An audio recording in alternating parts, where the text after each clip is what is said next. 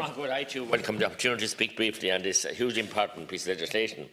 The threat to small businesses from escalating insurance costs and bogus claims is having a severely detrimental impact on our community, Minister. I don't know what you're doing, just your eyes must be closed. I want to commend the work of colleagues Deputy McGrath and Deputy Cowan here for their persistence in following this matter. As Deputy McGrath made it clear previously, currently there seems to be no real disincentive to bring forward bogus claims. Nothing. Just do it as they like. The purpose of the bill is to provide for an increase in the penalties for those found guilty of an offence under Section 26 of the 2004 Act. Those convicted of an offence under Section 26 can currently receive a maximum fine of 100,000 or a sentence of 10 years. Those summarily convicted can receive a maximum fine of 3,000, a sentence of 12 months or both.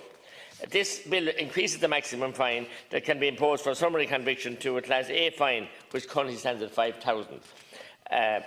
Something urgently needs to happen, Minister. Charlie Weston, right in January, reported that plans for insurers to fund a new Garda unit to tackle fraud claims has been knocked on the head by the Garda Commissioner and the Minister responsible. That's too fain, Tara.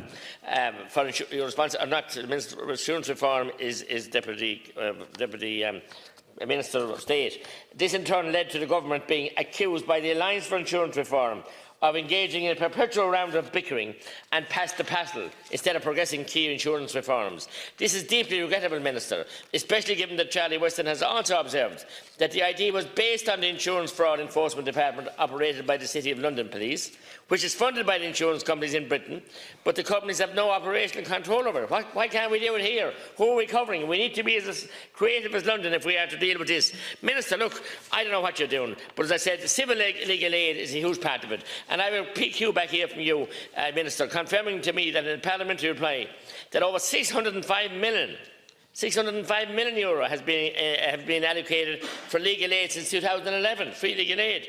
The information I received shows that the cost for criminal legal aid every year covering the period 11 to 17 ranged from 45 million to 58 million.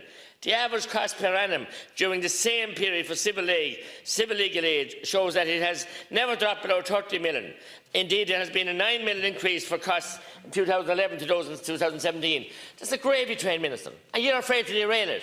I don't know what you're afraid of. Every business you name it, from the cradle to the grave, has been fleeced by insurance and bogus claims, and you're doing nothing. You're standing idly by. You're fiddling while Rome burns. That's what you're doing. I don't know why. You're protecting the vested interests and the legal interests as well with all that money. So businesses have been suffocated and stifled and smothered out of existence, and you're standing idly by. And they're waiting for you to go canvass knocking on their doors, and you'll see the answer you get.